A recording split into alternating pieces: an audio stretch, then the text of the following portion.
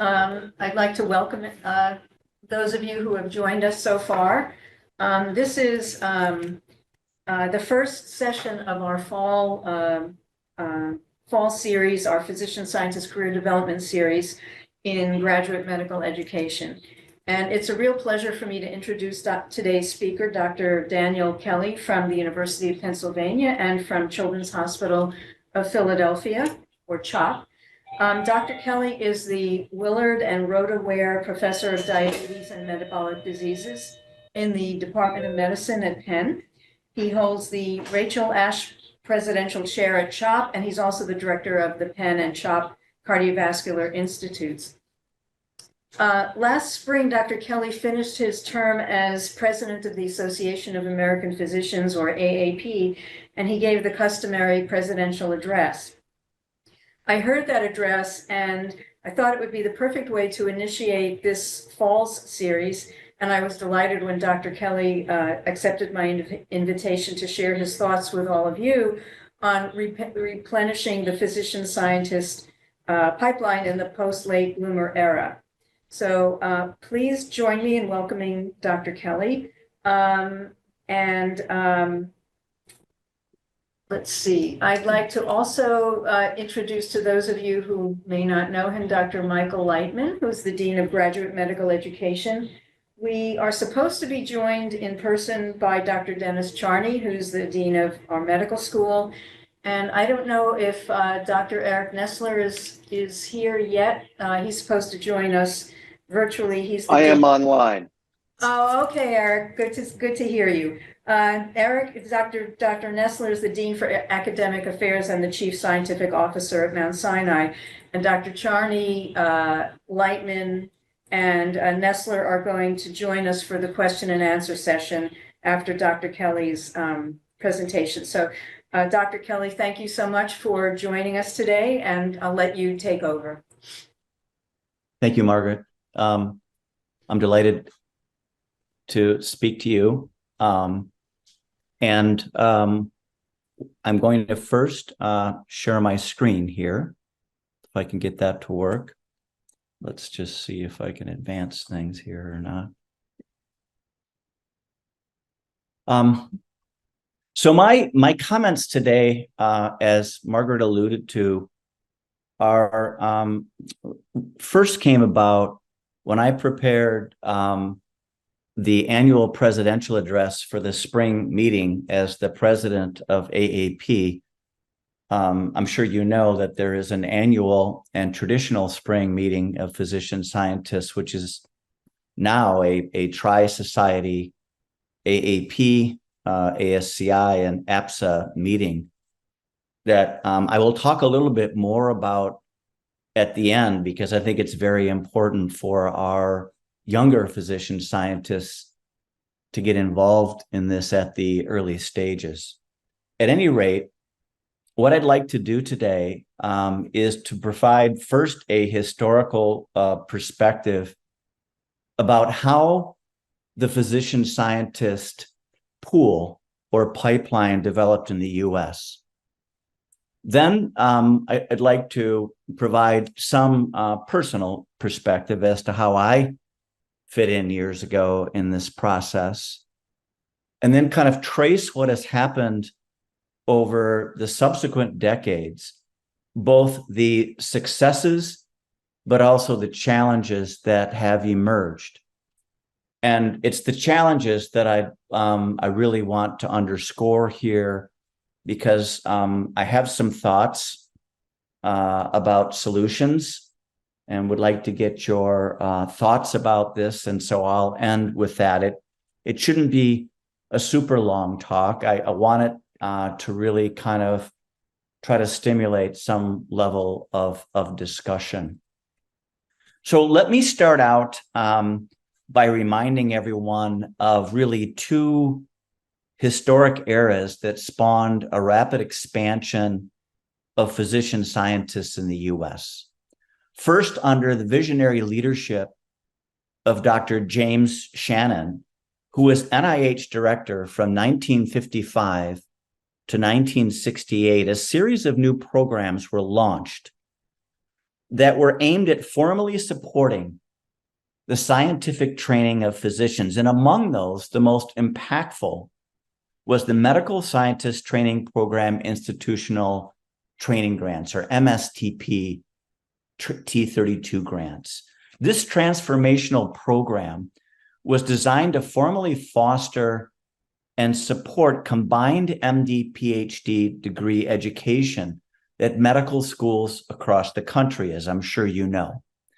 And it proved to be an enormous success in terms of rapidly expanding the early stage pool of physician scientists. And currently there are approximately 50 funded MSTPs and nearly as many non-NIH funded MD, PhD program, which together award over 600 combined degrees annually, which is quite impressive. The second development historically was in many ways more accidental and involved the civil unrest of the late 60s, driven in part by the Vietnam War. Idealistic medical students and residents were generally opposed to the tenets and morality of this war, leading to strategies to avoid the mandatory draft lottery following residency. The residents were protected from this, but not afterwards. And certainly the more senior amongst us will remember this period. One approach was to enter federally supported programs for post-residency research positions at the NIH, allowing, in essence, a legal waiver of the draft. And these were highly competitive programs. So typically only the top tier of residents were selected. And this often resulted in the first in-depth research exposure for these young physicians fresh out of residency training, who otherwise often aspired to a clinical career. And this new breed of physician scientists has been well described, often referred to as the yellow berets or the accidental scientists, as has been described in rather humorous detail by Bob Lefkowitz in his book, A Funny Thing Happened on the Way to Stockholm, which I highly recommend if you haven't read this. So I would like to refer to this group as late bloomer physician scientists, given that this started a movement that was sustained well beyond the yellow beret or Vietnam era.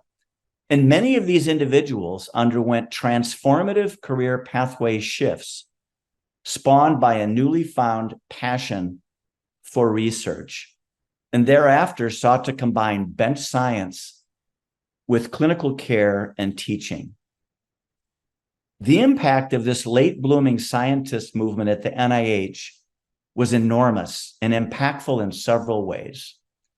First, this highly competitive program led to some of the brightest young physicians of their time entering biomedical research pathways, including a number of subsequent Nobel laureates, such as Harold Varmus, Michael Brown, Joe Goldstein, and Bob Lefkowitz, as well as scientific leaders such as Tony Fauci. Of course, our current heroes. Second, this program resulted in a downstream cascade effect in subsequent years. Many of them took faculty positions at medical schools across the country, serving as mentors and leading by example. And this started a new paradigm in which the so-called late bloomers sprung from first in-depth research experiences, often during their specialty fellowship training for the first time in medical schools across the country. And this really invigorated academic societies such as the AFCR, ASCI, AAP spring meeting. And it was a very exciting time, actually.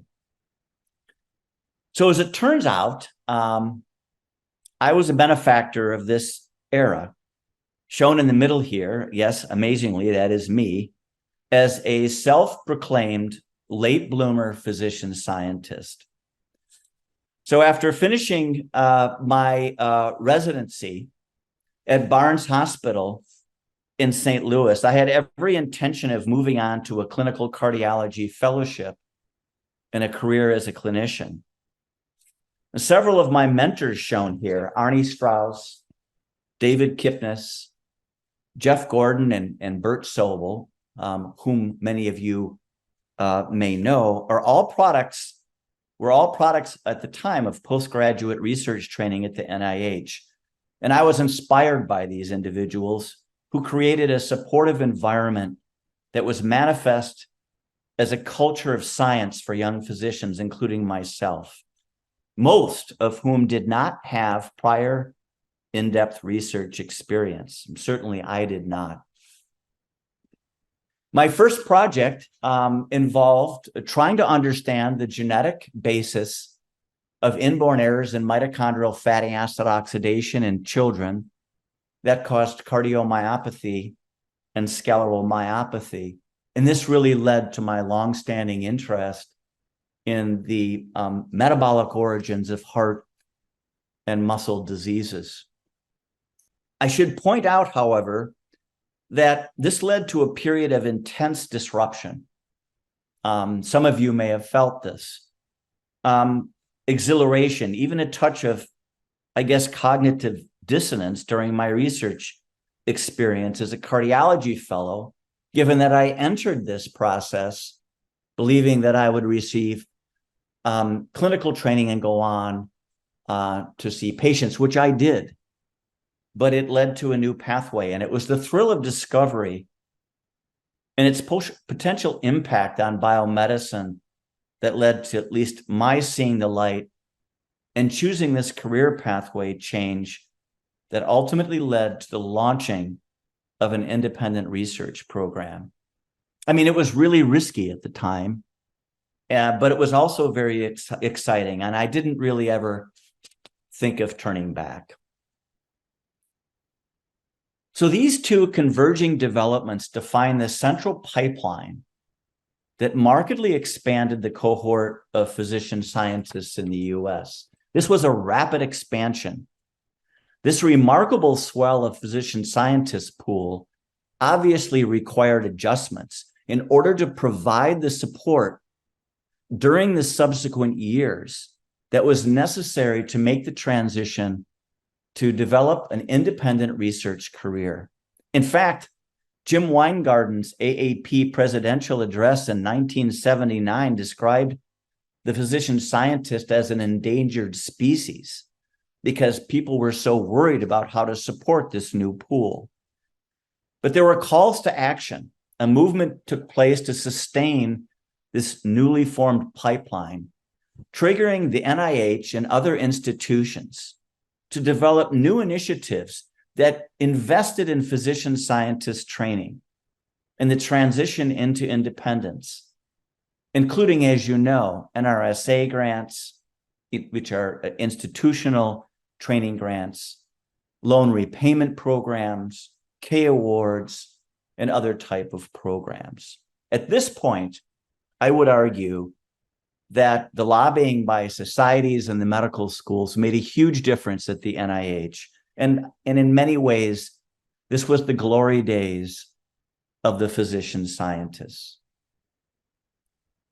However, as you all know, new challenges have emerged. This was formally described by the NIH Physician Scientist Workforce Working Group almost 10 years ago, in which a number of the society members and academic physicians participated. The report concluded that there is and continues to be a progressive decrease in MD single-degree physician scientists. Secondly, on top of that, kind of a double whammy, increasing dropout of dual-degree physician scientists post-residency and during the transition from K award to R01. The physician scientist workforce is aging, and it lacks gender equity and racial diversity. It was ultimately concluded that to maintain the physician scientist workforce at its current size, an estimated 1,200 physician scientists must enter the workforce annually, given that we were having such leakage. Currently, there are fewer than 700 MSTP students entering medical school each year, so you can see the gap that exists. So what are the drivers of this problem? I'm sure this group has had sessions about this, and I'm happy to address this after the talk. But I'll just put some of these drivers forward. One is that the time for clinical subspecialty training has increased, as has its intensity. This adds time. The average age when physician scientists begin their career has been rising, making this pathway increasingly less attractive. Medical school debt is increasing. There's a work-life imbalance that is increasingly perceived due in part to the intensity of subspecialty training and the intensity of a full-time career as a scientist. And importantly, something that I think we don't talk enough about, risk-taking behavior has dramatically changed, especially during the post-residency period. Engaging in a first in-depth research experience following medical school, as late bloomers did, is now considered a highly risky proposition. In other words, I would argue the traditional late bloomer era as we knew it has ended. We need new solutions, as you all know.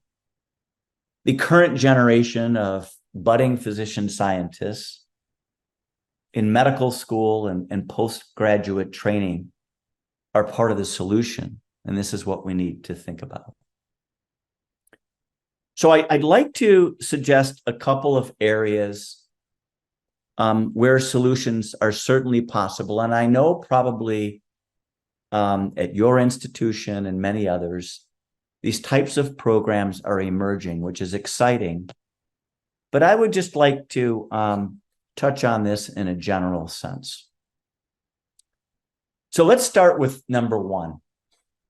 We cannot simply increase the MSTP pool.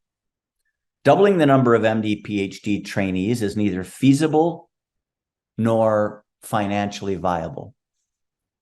I'll talk a little bit about the problem with the pool in my second two-pronged strategy. But let's think together about increasing, again, the pool of single-degree physician scientists by tapping into the far larger group of over 20,000 MD-only medical students who graduate each year. So this problem has been compounded by the sundowning of the Howard Hughes and Doris Duke medical student research programs. We need to reactivate the excitement and impactful research conducted by the historic late blooming scientists, but at a much earlier stage. Let's not underestimate the enormous impact of our single MD scientists. The vast majority of Nobel laureate AAP members were single MD scientists.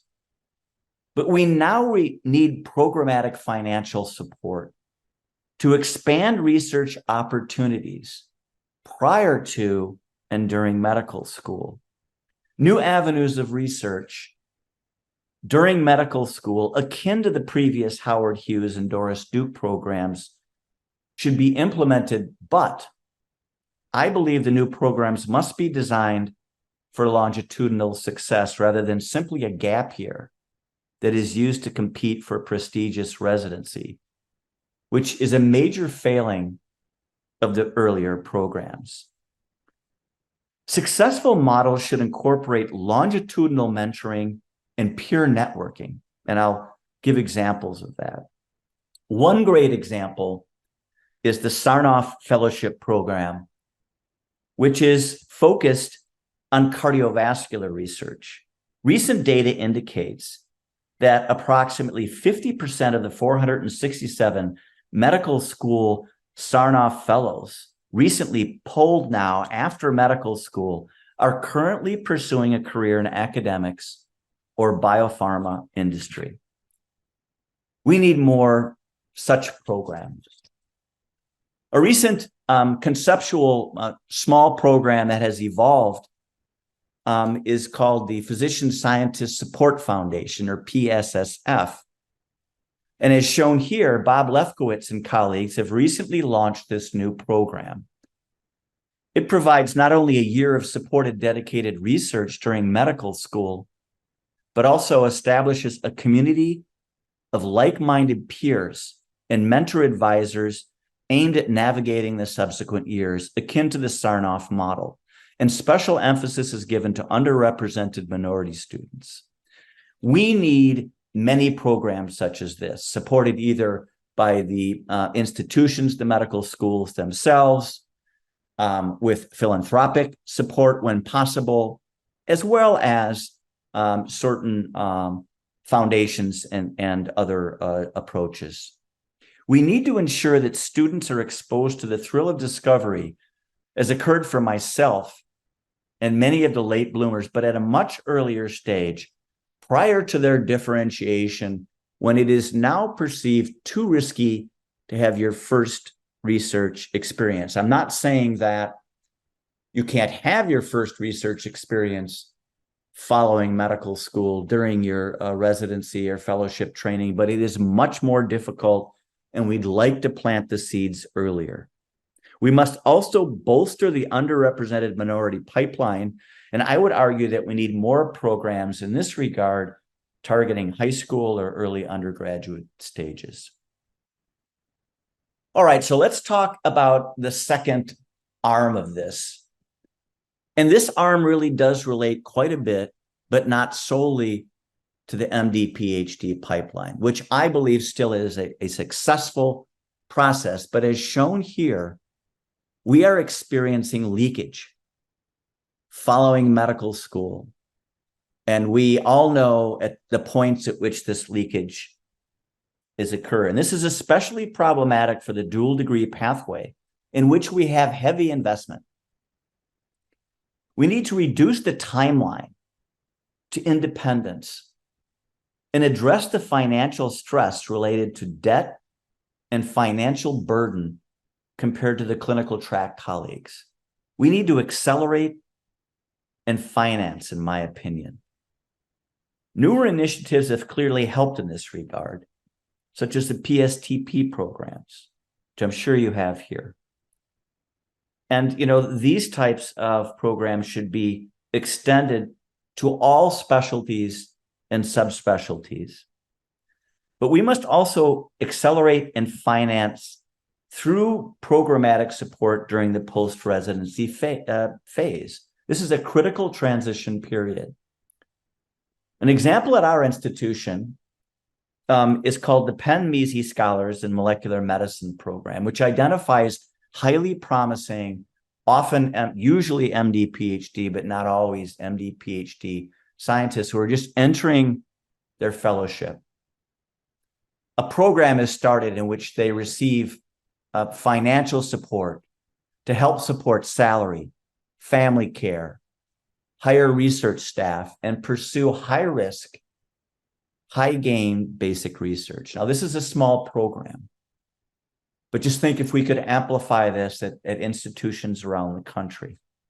I think these types of programs will reduce the dropout that we're having currently.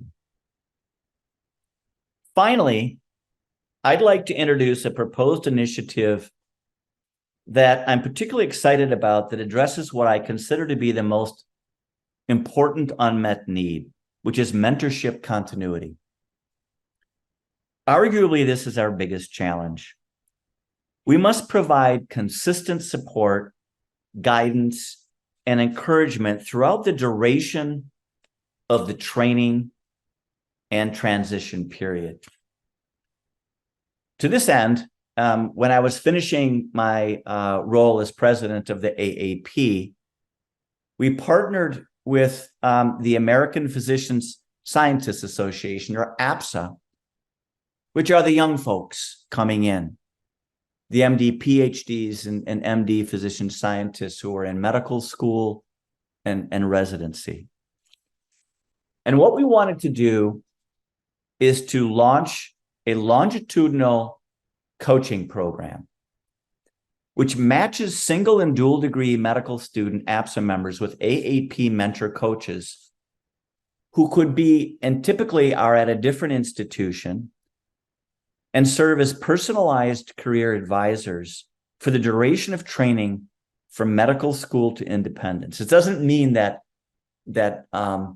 mentors and advisors at your home institution aren't still very important, but getting this perspective, we think, will be very important. So the features of this program, which was just launched, involves initial matching of coaches and trainees at the spring meeting, starting with the APSA poster session, which I hope the students and residents get involved in here.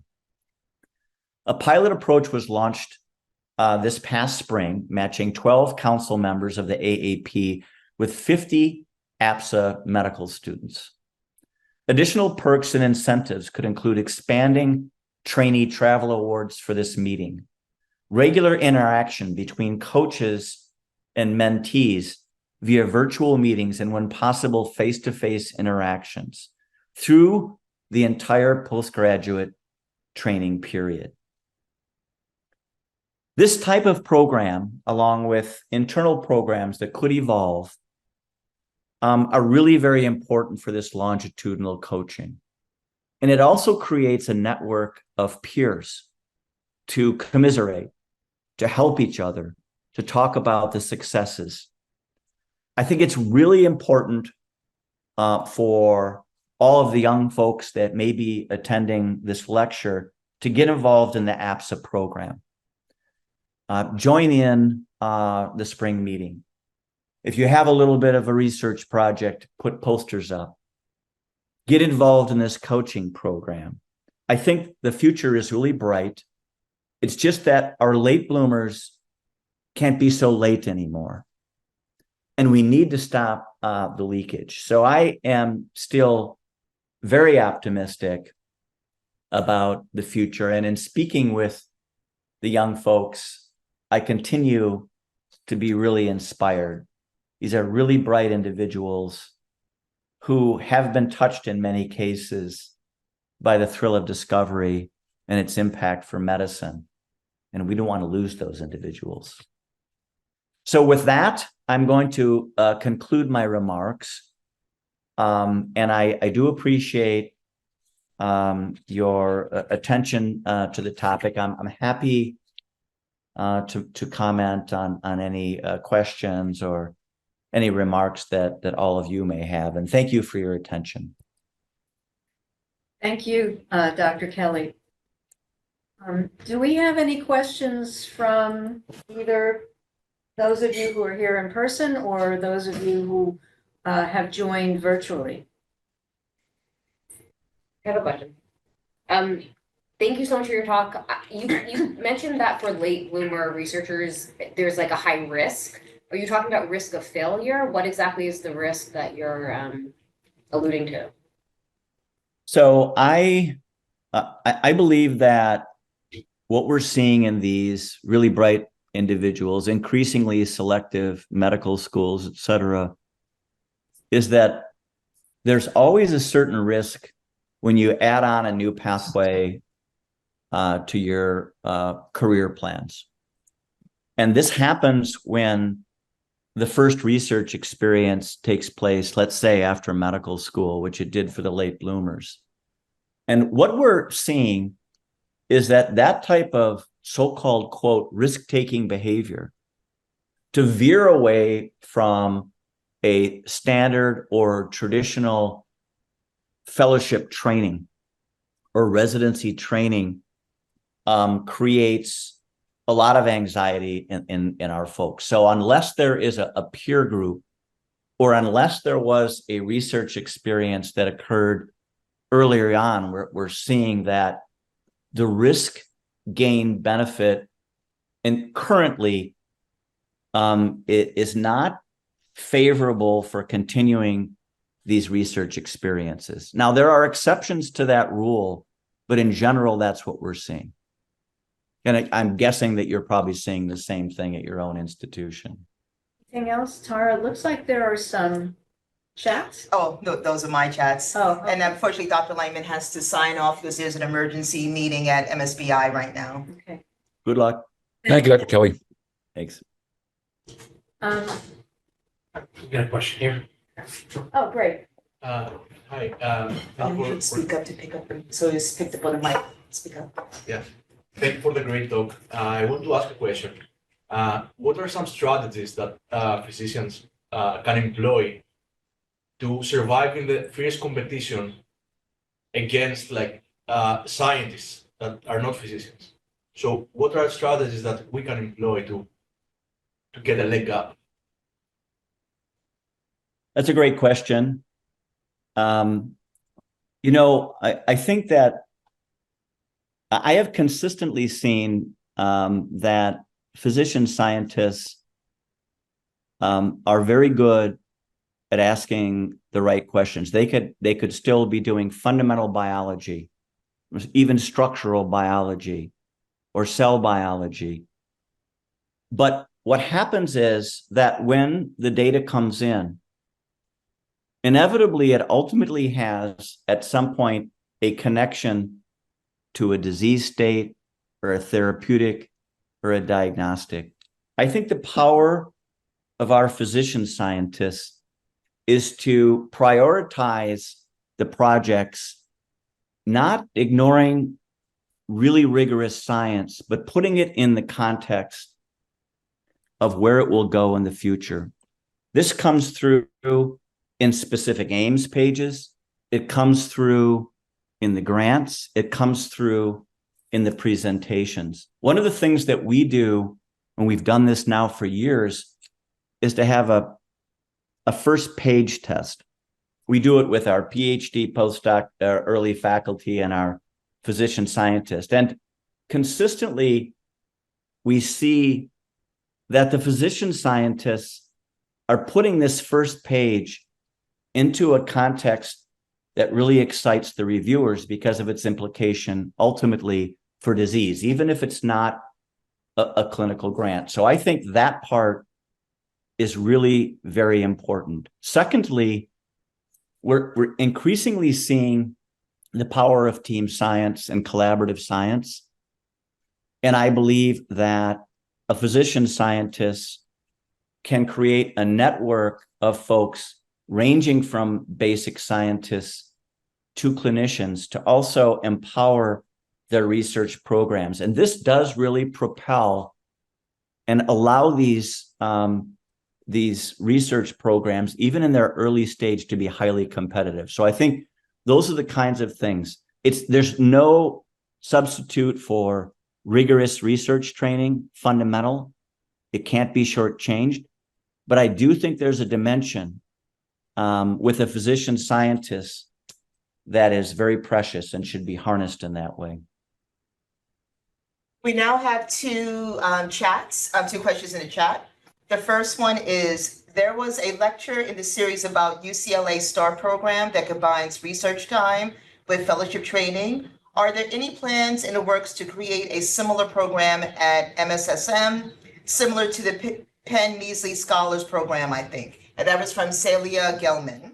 That's the first. Yeah, I mean, I can't comment on MSSM, but I will say that the STAR program, the MEASY program, I think these programs are essential to really propel the budding physician scientists into independence. Otherwise, we need to accordion the time, but we also need to provide some investment. And it's not just the financial aspect, although that is important, but it demonstrates to these promising individuals that the institution is committed. And this is kind of what happened if we go back to the late blooming era again. When I was a fellow, there was a subset of us that, we committed to do this, and the institution saw that, and they rapidly jumped in and helped us, not only with training grants, but to help support us and nominate us for some of these transition awards, like a Marquee Scholar Award and what have you. This kind of time investment is, as I think, very important. So I totally endorse these programs. It doesn't have to be the STAR program. It doesn't have to be the MESI. But it would be very important to start these types of programs. They oftentimes, by the way, start with a combination of philanthropy and institutional support. And then we have these examples that serve as that cascade effect, kind of like what happened years ago with the late bloomers, that say, wow, look at these people. They're really making it work. I did I was an intern with this individual. It's amazing that this can happen, and it really can happen in greater numbers than we're seeing right now. Maybe I can jump in? Yeah, I'd like to introduce Dr. Dennis Charney. He's the dean of our medical school. Hi, Dennis. Hi. So I think this relates to what you were talking about, but I have questions about the sequence of the MD PhD program, and also offering the opportunity to get a PhD during residency and fellowship, which I'm willing to invest in. When you look at the current sequence, and I'm open to discussion about this, most of our MD PhD students do their PhD after the second year in medical school, before they've had any clinical experience.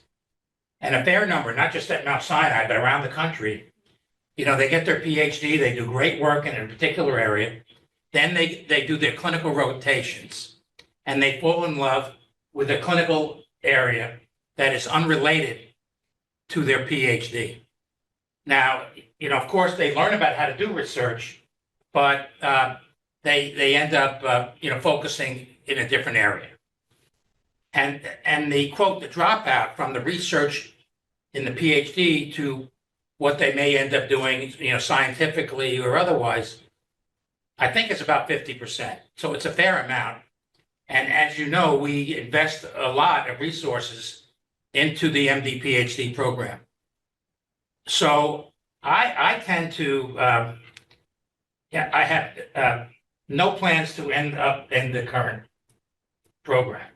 But I think an investment in fellowship, particularly fellowship, for the physicians that are specializing in cardiology or immunology and so forth, to support, to adding a year or two, because I don't think you need the traditional 5-year, PhD program when you're already in your field, to provide more support for getting your PhD in the fellowship by adding some research years. So I'd like your comments on that. And just one other comment. If you add up the number of years, but say a student goes to med school when they're 24, they took a gap year, and then they spend 8 years, with us getting their MD PhD, so they're 32 years old. And then they decide to go into a specialty, that's, say 5 years with the fellowship. God forbid they go into neurosurgery, or cardiac surgery. They could be 38 to 40 years old before they write their first R01. Or if they get a K, it's going to even be later. They want to have families. And so I think the current sequence is too long.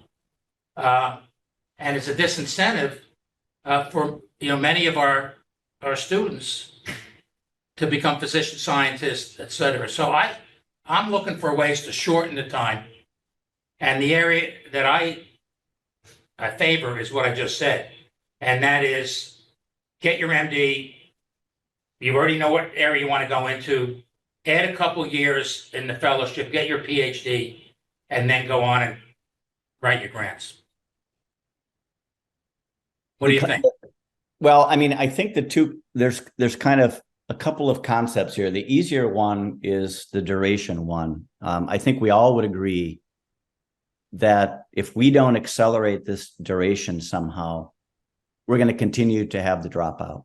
Now, we can talk about the MD, PhD, for example, in that regard, or we can talk about the straight MD. But regardless, if we do not accordion that thing down with these types of programs, like I had mentioned, then we are going to have 40-year-olds writing their first R01, which we have that going on right now. And Straight MD. By the time I was 40, I was tenured. Yep. So Yep. So we have to shorten it. the concept that you bring up about the PhD is a very interesting one. It does, I mean, to be honest, I think we could argue, let's not even talk about a PhD. We could go back to our straight MD scientist we could have programs that are in-depth research programs that are starting during the medical school era, but not for 3 or 4 or 5 years of PhD and then flipping them back into a clinical, but rather an accelerated situation, but then have it continue, to your point, a reactivation probably early in fellowship years. And by that, you've reduced the time, and you've also changed the sequence of events, because I think what you're arguing is that they become enamored by some of these clinical activities after their PhD work, and they're not coming back to the power of the thrill of discovery. So maybe there should be programs to start flip-flopping like you're talking about. And if the institution would invest in that, even better, because I think basically we need somehow to stop this dropout. And you've come down a pathway of 6 years. You're immersed at the time in let's just say interventional cardiology at that point or something. You've lost these people. So maybe we have to integrate the research component to a greater extent. I am not convinced it has to be a PhD, by the way, during their residency or fellowship as well, but that's a whole different debate.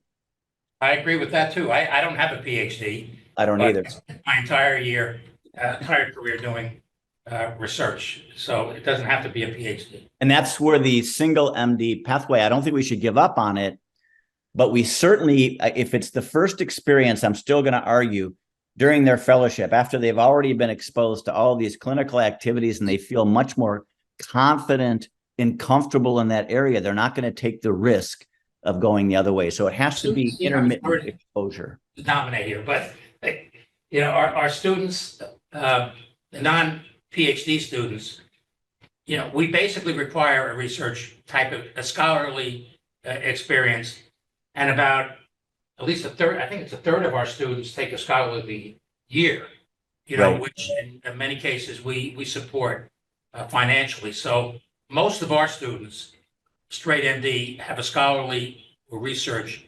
experience prior to going into residency. And I think that's fantastic because you've planted a seed there. And then if they can get some connection thereafter, the longitudinal part, you don't necessarily need the MD, PhD. Do you have data that shows that the students who do that research year then go on to continue research in their career? I would say yes, a lot. In fact, when we look at Mount Sinai graduates in general, we're among the top, I'd say, 10 medical schools in terms of our graduates becoming faculty members. Oh, there's a couple more questions in the chat. Okay, more questions? Okay, from Jamie Freed. I'm sorry if I'm mispronouncing your name. How can physician scientists in training ensure financial security while pursuing research-focused careers, especially when it seems that institutions prioritize clinical contributions over scientific pursuits? Right. Well, if we compare the straight, if you will, reimbursements or salaries to a straight clinician to a straight scientist, there's a discrepancy, but there is a huge hybrid in between. And I have to say that some of these programs, again, that that help erase the debt and help things move along in the right direction have been very helpful in this regard. In addition, as things evolve, depending on where someone's priority is, I mean, some people will go on and win the Nobel Prize. They're never turning back. Others will have a small but finite clinical activity that helps, if you will, in terms of financial security. And others will pick an area. It could be in education. It could be in mentoring. It could be in some aspect of administrative leadership that won't take completely the time away from your research laboratory, but ultimately will help provide financial security. So I personally, I mean, I was a little bit worried about this when I started out. You know, I was in cardiology and looking at my colleagues, and I have to tell you, that's turned out to be really a minimal problem. And how to convince folks of that is probably best done in forums with this longitudinal mentorship, for having a more senior mentor talk to the junior individual about how things evolved in terms of their own financial security. I have a couple more from the chat. This is from Jan Hoffman. Thanks so much for your talk. I've repeatedly been told by physician scientists that you have to pick one side, either science or clinical, to focus on. Otherwise, you'll be bad in both. What is your take on that? My take on that is I totally disagree. I think this kind of philosophy oftentimes does come from an individual who probably hasn't been fully mentored through that longitudinal period, to be honest with you. And I think that there are so many examples where someone has maintained a clinical component, albeit not the majority of their time, and run outstanding laboratories, and one feeds upon the other. I did it myself. I took care of, for years and years, adults with congenital heart disease. I ran a large laboratory. I started research centers. I don't agree with that, but I do agree that you have to be very careful about the clinical niche that one chooses. You know, there are certain areas that are uber demanding and are not going to be consistent with running, let's say, a large basic science laboratory. But I see it more as feeding back and forth upon each other. It is very important for the institutional leadership to recognize, as it's always been, that there has to be an appreciation of what they're trying to achieve and to protect them within that context. Any additional questions? No additional questions. This folks saying thank you so much for your talk and thanking you for your detailed answers. I look forward to hearing more about the programs that you develop there. Please stay in touch because it seems as though you're really putting intense thought into this, and hopefully commitment for programs that will accelerate in finance and reduce the leakage. Right, and I think one of the take-home messages from your talk is that that we're losing a lot of talent by not tapping enough single-degree MD trainees, and that's something we need to work on. I think it's true, but even the MD PhDs that are coming through, as we've just discussed, may need a restructuring so we don't lose those as well. Acceleration. Reduce the time. Well, thank you very much. It was a very interesting discussion and a great talk. It's great to see all you, albeit virtually. Yeah. Take care. Okay, good night.